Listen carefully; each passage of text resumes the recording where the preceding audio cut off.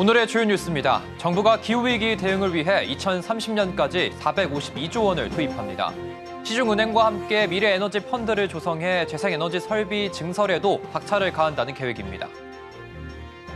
일본이 마이너스 금리에 마침표를 찍었습니다. 17년 만에 금리 인상을 단행하면서 대규모 금융 완화 정책에서 출구를 찾는 모습입니다.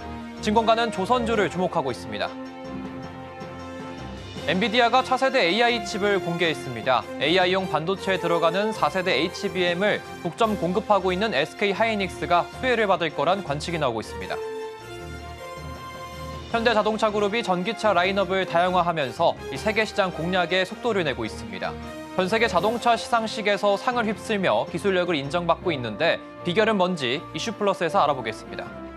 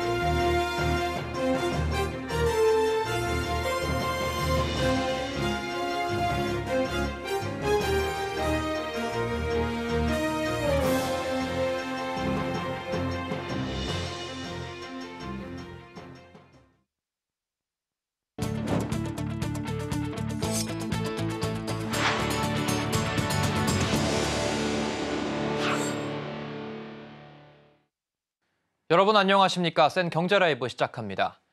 정부가 기후위기 대응을 위해 2030년까지 452조 원을 투입하기로 했습니다. 이 시중은행과 함께 미래에너지 펀드를 조성해 재생에너지 설비 증설에도 박차를 가한다는 계획입니다. 이연아 기자입니다.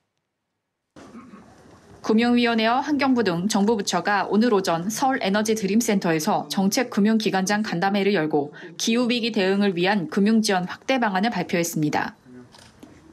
녹색 자금 공급량을 과거 5개년 평균 대비 67% 확대하여 총 420조 원을 지원함으로써 기업들이 신속하게 저탄소 시설로 전환하고 녹색 프로젝트를 적극 수행하도록 유도하겠습니다.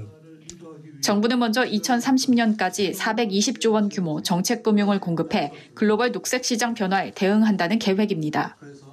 기업의 저탄소 공정 전환을 위해 산업은행, 수출입은행, 기업은행 등을 통한 정책금융을 공급하는데 정부는 이를 통해 올해부터 2030년까지 총 8,597만 톤의 온실가스 배출 감축을 기대하고 있습니다. 우선 KB국민, 신한, 우리, 하나, NH농협 등 5대 시중은행과 산업은행이 9조 원 규모 미래에너지 펀드 조성을 시작합니다. 이후 정책금융기관이 14조 원 규모 후순위 대출로 지원 사격에 나서 총 23조 원이 기업들의 저탄소 공정 전환에 투입됩니다. 이를 통해 신재생에너지 발전 설비를 늘려 현재 9.2% 수준인 신재생에너지 설비 비중을 2030년 21.6%로 확대한다는 계획입니다. 정부는 신재생에너지 분야 특성상 자금 회수가 최대 20년 이상 걸리는 점을 감안해 정책금융을 먼저 투입하는 방식으로 마중물 역할을 한다는 방침입니다. 또 민관 합동 기후기술 분야 투자에 9조 원이 투입됩니다. 기업은행과 5대 시중은행은 3조 원 규모 기후기술 펀드를 조성하고 혁신성장펀드 5조, 성장사다리펀드 1조 원이 각각 투입됩니다. 정부가 대규모 정책금융을 투입하는 배경에는 시급하게 해결해야 할 과제가 있기 때문입니다. 탄소 포집, 온실가스 고정 등의 기술은 유망 분야지만 초기 경제성이 부족해 자본 투자가 소홀했던 탓에 선진국과 기술 격차는 최대 3년 이상 벌어졌습니다. 여기에 파리 협약에 따라 온실가스 배출량을 2050년까지 2018년 대비 40% 감축해야 하는 과제를 안고 있습니다.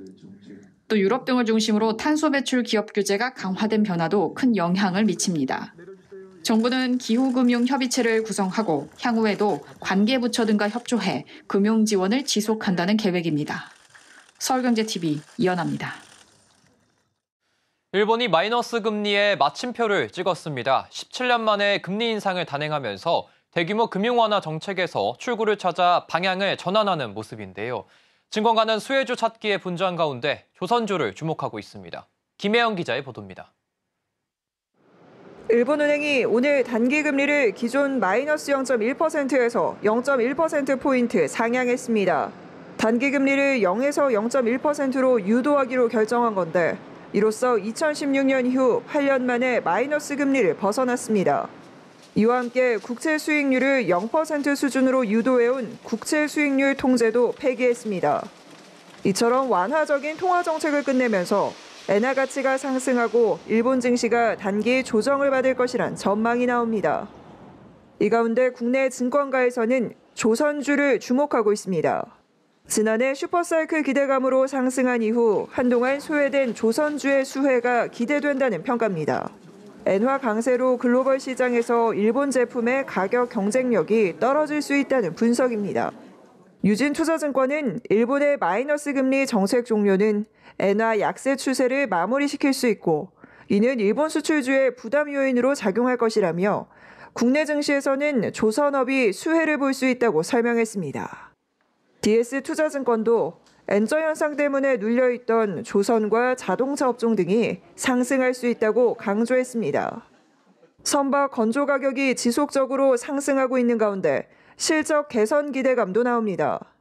삼성증권은 국내 대형 조선사 대부분은 이미 연간 수주 목표의 절반 이상을 확보했고 전방 사업 업황을 나타내는 지표인 해운운임도 여전히 견고하다고 평가했습니다. 미중 갈등 속 반사이익도 긍정적입니다. 신한투자증권은 조선업은 미국 철강노조가 중국산 선박 제재안을 요청하자 국내 기업이 혜택을 입을 것이라는 기대감이 반영되는 모습이라고 분석했습니다. 이와 함께 국제유가가 4개월여 만에 최고 수준으로 치솟은 가운데 석유업체 매출 확대에 따른 고부가 선박 발주 가능성도 호재로 꼽힙니다. 서울경제TV 김혜영입니다. 엔비디아가 차세대 그래픽 처리 장치를 공개했습니다. 모든 산업에서 인공지능의 가능성을 실현할 것이란 포부를 밝혔는데요. AI 반도체 성장에 고대 역풍 메모리 선도주자인 SK 하이닉스도 공급에 더 속도를 내는 모습입니다. 윤혜림 기자입니다. 엔비디아가 현지 시간 18일 미국 캘리포니아주 세너제이에서 AI 개발자 컨퍼런스를 열고 차세대 AI 칩 B200을 공개했습니다.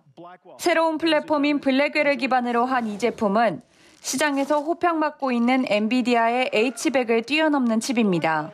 새 칩의 연산 처리 속도는 기존보다 2.5배 더 빠르다는 설명입니다. Between two dies. This is the first time two dies have abutted like this together in such a way that the two dies think it's one chip. There's 10 terabytes of data between it. 10 terabytes per second. 엔비디아는 CPU 1개와 B200의 GPU 2개를 연결한 슈퍼칩 GB200도 공개했는데 연산 처리 성능이 기존 H100 대비 최대 30배 향상됐다고 설명했습니다. AI용 반도체에 사용되는 4세대 HBM을 SK 하이닉스가 사실상 독점 공급해온 만큼 엔비디아의 AI 칩 개발에 수혜를 받을 거란 전망이 나옵니다. HBM이 GPU의 성능 극대화를 돕는 만큼 AI 칩 개발이 가속화될수록 중요도가 높아지기 때문 오늘 SK 하이닉스는 5세대 HBM 제품 HBM3E를 세계 최초로 양산하고 이달 말부터 제품 공급을 시작한다고 밝혔습니다. 직접적으로 고객사를 언급하진 않았지만 제품은 주로 엔비디아에 납품될 것으로 전망되고 있습니다. SK 하이닉스는 세계 최초 HBM3E 양산으로 AI 메모리 업계를 선도하는 제품 라인업을 강화한 만큼 토탈 AI 메모리 프로바이더로서의 위상을 굳혀나간다는 포부입니다. 서울경제TV 윤혜림입니다.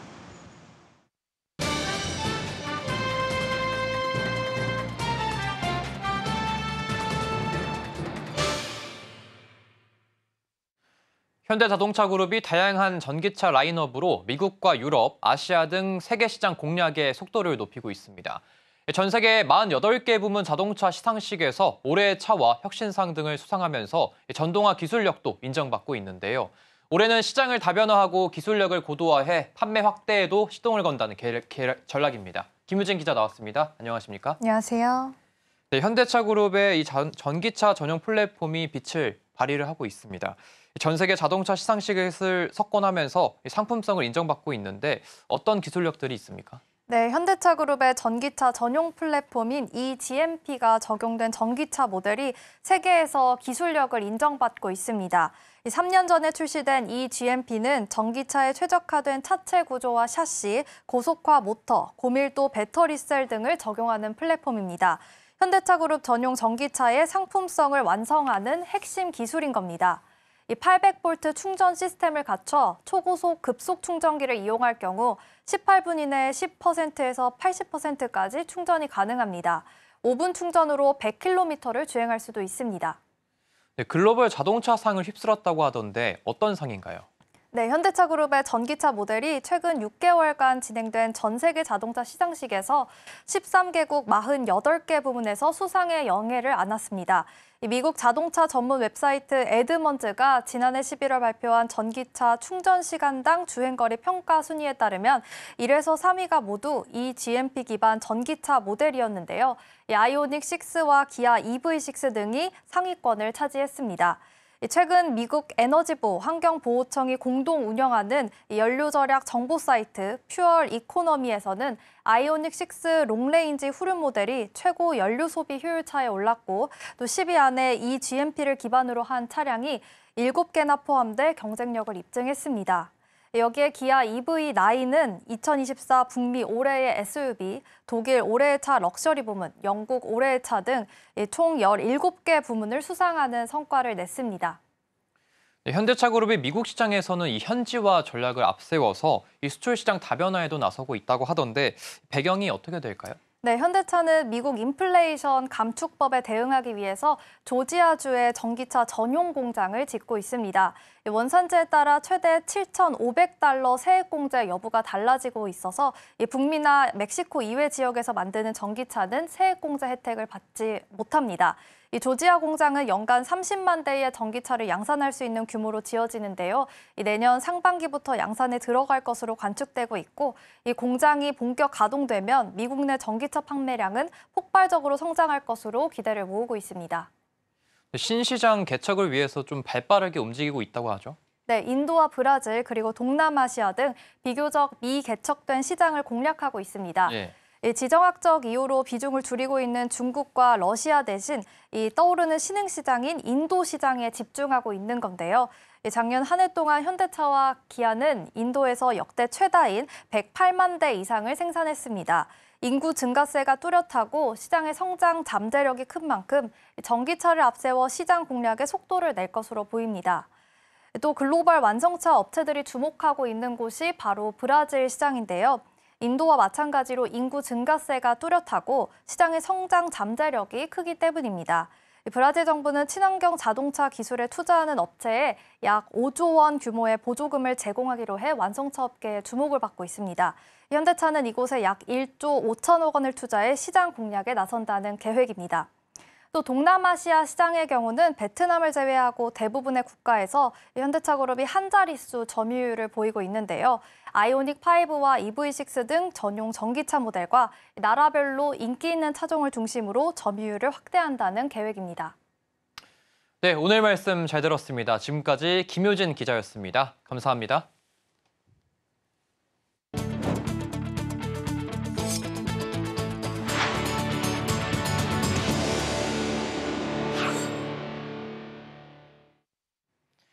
반려동물을 가족의 구성원으로 여기는 페팸족이 늘고 있습니다. 세계 모든 강아지를 보호하자는 취지에 제정된 국제 강아지의 날을 앞두고 유통업계가 페팸족 잡기에 나섰습니다. 이해란 기자입니다. 다가오는 23일은 국제 강아지의 날입니다. 2006년 세계 모든 강아지를 보호하고 유기견 입양을 권장하는 취지로 제정된 기념일인데요. 반려동물을 가족의 일원처럼 여기는 페팸족이 늘면서 유통업계도 이들 공략에 나섰습니다. 롯데아울렛은 일부 지점에서 오는 31일까지 국제 강아지의 날을 기념해 반려동물과 함께 즐기는 팝업 행사를 엽니다. 반려동물과의 소중한 추억을 남기는 포토 스튜디오, 반려견이 강아지용 샴페인을 마셔보는 시음회 외에도 반려동물 용품 할인전을 엽니다. 오늘의 집에서도 24일까지 댕 좋은 특가 페토피아 기획전을 엽니다. 반려동물이 생활할 때 필요한 쿠션, 매트 등 외에도 주기적으로 필요한 사료, 배변용품 등을 모아 소개하고 일부는 할인 판매합니다. 스타벅스는 반려동물과 함께 즐길 수 있는 펫 플랜들리 지점에서 반려동물 동반 고객을 대상으로 스타벅스 펫 세미나를 진행합니다. 방문 고객 중 신청자는 19일부터 내달 26일까지 반려동물 행동 전문가에게 반려동물의 사회화 교육부터 노후 생활 가이드까지 교육받을 수 있습니다. 아무래도 사람들이 최근에 이제 결혼 같은 것도 줄어들고 정서적인 그런 안정을 욕구를 충족하고자 하는 심리들이 있는데 이제 반려견을 통해서 좀 더 대리만족하고자 하는 그런 정서적인 측면도 있다 보니까 반려견 연구가 늘어나는 거고 산업도 자연스럽게 발전하고 있다고 보면 될 것 같아요. 한국농촌경제진흥원에 따르면 국내에서 반려동물을 키우는 인구 비중은 2010년 17.4%에서 10년 새 27.7%로 크게 늘었습니다. 관련 산업도 2023년 4.6조 원, 2027년에는 6조 원으로 더 커질 거란 전망입니다. 전문가들은 반려동물 산업이 기존의 펫푸드, 미용, 리빙용품에서 더 나아가 인공지능이나 사물인터넷 같은 첨단 기술을 접목한 펫테크 형태로 더욱 성장할 것이라는 의견도 내놓았습니다. 서울경제TV 이혜란입니다. 생명보험업계가 시장 포화와 저출산, 고령화 등의 영향으로 업황이 부침을 겪고 있습니다. 생명보험협회가 오늘 기자간담회를 열고 생명보험 산업이 처한 환경에 대응하기 위한 앞으로의 전략과 과제를 발표했는데요. 연금과 재산보험 시장에서 경쟁력을 높이고 헬스케어 등 신사업 발굴과 해외 진출에 박차를 가한다는 구상입니다. 김도하 기자의 보도입니다. 생명보험협회가 업계의 경쟁력 강화와 신성장 동력을 확보하기 위한 앞으로의 전략과 핵심 과제를 발표했습니다. 협회는 가장 먼저 연금과 재산보험 시장에서의 입지 확보를 강조했습니다. 고령화와 공적연금의 재정 부담으로 사적연금의 중요성이 갈수록 부각되고 있어 연금 시장의 성장 가능성이 높다는 전망을 내놨습니다. 그러면서 생명보험만의 차별화된 경쟁력을 가진 연금 상품 개발 활성화를 유도하겠다고 밝혔습니다. 특히 저해지 환급형 연금 상품의 개발 범위를 확대하고 유병자에게 더 많은 연금을 지급할 수 있도록 금융당국과 조율해 규제를 완화하는 등 상품 개발 여건을 개선한다는 계획입니다. 또 10년 이상 장기연금 수령 시 퇴직급여에 대한 소득세 감면율을 확대하는 등 퇴직연금 활성화를 위해 규제 완화도 추진한다는 방침입니다. 협회는 생손보 공통의 영역인 재산보험 상품 경쟁력 강화 계획도 밝혔습니다. 초고령화 시대를 맞아 건강한 노후 생활에 대한 관심이 높아지는 간병보험인 재산보험 시장의 성장 가능성이 무궁하기 때문입니다. 협회는 재산보험 시장에서의 경쟁력 확보를 위해 상품 개발에 있어 유연성을 확대해 나가는 한편 신규 담보 발굴 등을 지원하겠다는 전략입니다. 이를 위해 보험개발원과 공조해 생명보험의 기초통계관리 체계를 개편해 나갈 예정입니다. 기존의 보험 상품별로 지급 통계를 집적하던 방식에서 세부 위험담보별로 세분화된 통계 집적 방식으로 전환해 다양한 비용을 산출할 수 있도록 지원한다는 방침입니다. 협회는 생명보험 산업의 새로운 수익원 창출의 필요성도 강조했습니다. 생명보험의 미래 먹거리 분야로 생애 주기에 따른 신사업을 적극 발굴해야 한다는 설명입니다. 헬스케어 서비스와 실버주택, 요양시설 등에 대한 다양한 수요가 증가하고 있는 만큼 다각적인 사업 모델 발굴을 시급한 과제로 꼽았습니다. 또 국내 생명보험 시장의 포화와 인구 구조 변화를 고려해 생명보험사들의 해외 진출 확대도 적극 추진할 계획입니다. 서울경제TV 김도하입니다. 여의도 1호 재건축인 여의도 한양아파트의 수주 경쟁이 막바지를 향하고 있습니다. 4일 뒤면 시공사 선정이 이루어지는데요. 여의도에 랜드마크 건축물을 지어 회사 홍보를 톡톡히 하는 한편 일대 재건축 시장을 선점할 수 있다는 장점에 수주에 참여한 건설사들이 사활을 걸고 있습니다. 이지영 기자입니다. 여의도 1호 재건축 단지인 여의도 한양아파트 시공사 선정 날이 4일 앞으로 다가왔습니다. 여의도 한양아파트는 기존 588가구를 허물고 최고 56층 5개 동 아파트 956가구와 오피스텔 210지를 조성하는 사업입니다. 여의도라는 입지와 일대 재건축을 선점할 수 있다는 장점에 입찰에 참여한 현대건설과 포스코 ENC는 아파트 소유주들의 마음을 잡기 위해 애쓰고 있습니다. 지난 14일 윤영준 현대건설 대표는 여의도 한양아파트 단지를 직접 방문해 여의도 한양아파트를 여의도 최고 랜드마크로 건설해야 한다고 말했습니다. 건설사 대표가 수주 경쟁이 한창인 사업장을 방문하는 건 매우 이례적인 일인 만큼 현대건설의 강력한 수주 의지를 보여주는 걸로 풀이됩니다. 여기에 분양 수익을 높이기 위해 하이엔드보다 더 고급화를 내세운 하이퍼엔드 주거단지를 짓겠다는 전략입니다. 포스코 E&C는 현대건설보다 낮은 공사비로 소비자들의 부담을 덜겠다는 전략입니다. 하이엔드 브랜드인 OTL을 내세우면서 공사비를 3.3제곱미터당 798만 원을 제시했습니다. 이는 현대건설이 제시한 824만 원보다 더 낮은 가격입니다. 또 계약금, 중도금, 잔금 등 분양 수입 시점마다 소유주에게 환급금을 조기 지급하겠다고 약속했습니다. 포스코 E&C는 최근 자사보다 도급 순위가 높은 건설사를 제치며 도시정비 수주권을 따내고 있습니다. 업계에선 타 건설사에 비해 낮은 공사비를 제시했다는 것이 한몫했다는 평가를 받고 있습니다. 이에 포스코 E&C 관계자는 상대 건설사에 비해 공사비를 낮게 책정한 건 회사의 전략이라며 여의도에선 한양 아파트 하나만 수주할 것으로 목표로 하고 있기 때문에 무리가 되지 않는다고 말했습니다. 향후 주변 일대까지 시공사로 참여하려면 지금과 같은 공사비를 제시해야 하는데 이번 랜드마크만 세우고 나머지 단지엔 참여 생각이 없기 때문에 큰 무리가 아니라는 겁니다. 이 단지는 신통기획으로 추진되는 만큼 빠른 사업 진행을 위한 설계도 관건 중 하나입니다. 포스코 E&C는 기본 설계, 현대건설은 기본 설계와 대안 설계 두 가지를 제안한 상태입니다. 서울경제TV 이지영입니다. 75년간 동업관계를 이어오던 고려아연과 영풍의 주주총회 표대결이 무승부로 끝났습니다. 오늘 서울 강남구 영풍 빌딩에서 열린 고려아연 주주총회에선 한 주당 5천 원 현금 배당안과 제3자 유상증자를 국내 법인에도 허용하는 정관 변경안을 두고 양측이 맞붙었습니다. 고려아연이 두 가지 안건을 상정하자 단일 최대 주주인 영풍은 주당 10,000원 현금 배당을 요구하는 동시에 주주 가치 희석 우려를 이유로 제3자 배정 신주 발행 정관 변경에 반대하고 나섰습니다. 결국 이날 주총에선 사측이 제기한 배당 5,000원 안건이 62.74%의 찬성률로 통과됐습니다. 반면 특별결의 대상인 정관 변경 안건은 부결됐습니다. 이날 출석 주주 53.02%가 찬성하면서 과반을 넘겼지만 특별 결의사항 기준을 넘지 못한 겁니다. 고려아연 관계자는 이번 주총은 이사회가 상정한 원안들이 대부분 통과되면서 기존 재련 사업은 물론 고려아연 경영진이 추진하고 있는 미래 신사업과 경영방침, 주주 환원 노력에 대해 주주들의 신뢰를 다시 한번 확인하는 자리였다고 평가했습니다. 전국철도노동조합이 오늘 서울역 앞에서 잇따라 발생하고 있는 수도권 전동차 화재에 대한 근본적인 안전대책을 마련할 것을 촉구했습니다. 철도노조는 작년 11월 새로 도입한 신형 전동차에 냉난방과 조명 등의 전원을 공급하는 보조 전원장치가 고장나며 차량 화재가 발생했다면서 제작사와 철도공사는 문제가 해결됐다고 했지만 이달 보조 전원장치가 고장나 또다시 화재가 발생했다고 주장했습니다. 노조는 제작사에서 문제 차량을 고쳐도 또다시 사고가 일어나는 상황이라면서 자칫 대형 사고로 이어질 수 있다는 점에서 원인을 명확히 해소하고 특단의 대책을 마련해야 한다고 지적했습니다.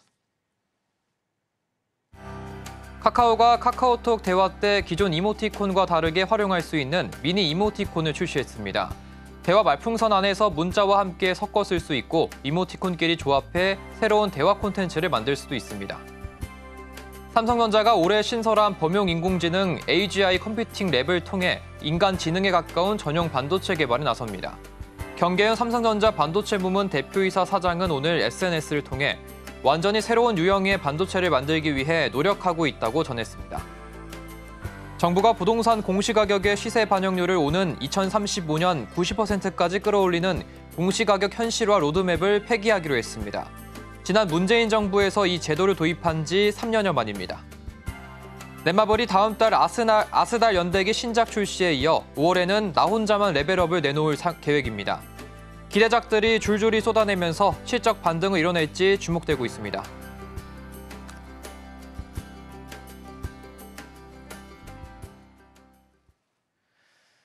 여러분, 센 경제라이브는 여기까지입니다. 시청해주셔서 감사합니다.